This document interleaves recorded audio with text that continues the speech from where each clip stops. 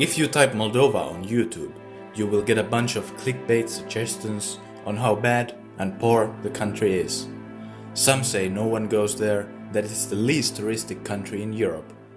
Well, that's all the more reason to visit, but also you have to understand why Moldova is the way it is.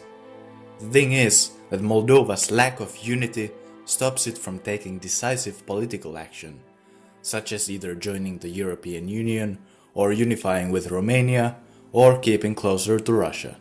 But how exactly did Moldova become so divided? Once upon a time, the local tribes in today's Romania and Moldova were called the Dacians and spoke a form of vulgar Latin. Later on, the two territories were part of different great powers throughout the late Middle Ages: the Kingdom of Hungary in the case of Romania, and the Polish-Lithuanian Commonwealth in the case of Moldova. Then, the Ottoman Empire took over both until the Russo-Turkish War in 1812 made Moldova a part of the Russian Empire. When the Ottoman Empire was losing its power in the Balkans and Eastern Europe, Romania gained independence in 1878, while Moldova remained in the Russian Empire. But this didn't stop the dream for a unified nation. One country, one nation, one language, one culture. It even became a reality between 1918 and 1940. Finally, Moldova and Romania were one in Greater Romania, Romania Mare. But then, suddenly, it all collapsed during the Second World War. The two territories were occupied by the Nazis, and only Moldova was liberated by the Soviet Union. Romania became an independent communist state, while Moldova was turned into a Soviet republic. As we see, Russian influence has always been a lot more present in Moldova than in Romania. Romania, especially under Nicolae Ceausescu, promoted communism mixed with Romanian nationalism. It was even oftentimes critical of the Soviet Union. Meanwhile, the Soviets in Moldova used their language and identity as tools of control. The Romanian language spoken in Moldova became to be known as Moldovan instead of Romanian, and it was written in the Cyrillic Russian alphabet and not in the Romanian Latin one. The use of Russian language was encouraged, and all other languages were discriminated against. Eastern Slavs, especially Russians and Ukrainians, settled throughout Moldova.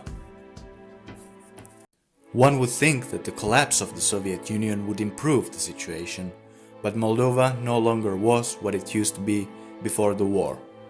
It now had a lot of Russian-speaking citizens afraid of losing their political control. Which brings us to the creation of the state of Transnistria, that no one recognizes. Transnistria declared independence in 1990, but today formally wishes to be a part of Russia. Yet it is recognized as a part of Moldova by international law. The situation is complicated. A referendum in Moldova in 1994 concluded that Moldova is not willing to unite with Romania.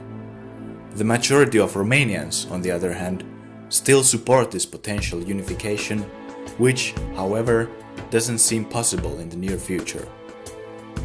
Nowadays, Moldova still doesn't know if it's Moldovan, Romanian, or perhaps even Russian. Major riots broke out on its streets in 2009 over alleged rigged elections. It was the local Communist Party that had won a majority. The Moldovan Parliament building and the presidential palace were vandalized, and the European Union flag was perched by protesters on top of the Parliament building. 4 deaths were linked to the protests, as well as countless of injuries. Hundreds were arrested.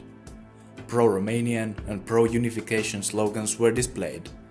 The majority of the rioters were pro-Western, pro-Romanian and anti-communist, young Chisinau residents. Due to the political crisis, Moldova expelled the Romanian ambassador, and train connections between the two countries were halted. Today, Moldova remains a mixture of Russian and Moldovan influences, and and it is hard to say that these two camps are getting along. The internal division is one of the main reasons for its current economic problems. Agricultural exports eastwards have stagnated, and much of the industry remains in the hands of the Transnistrian political elite. People are forced to emigrate in search of work. Moldova's future relies on the political and diplomatic actions taken today.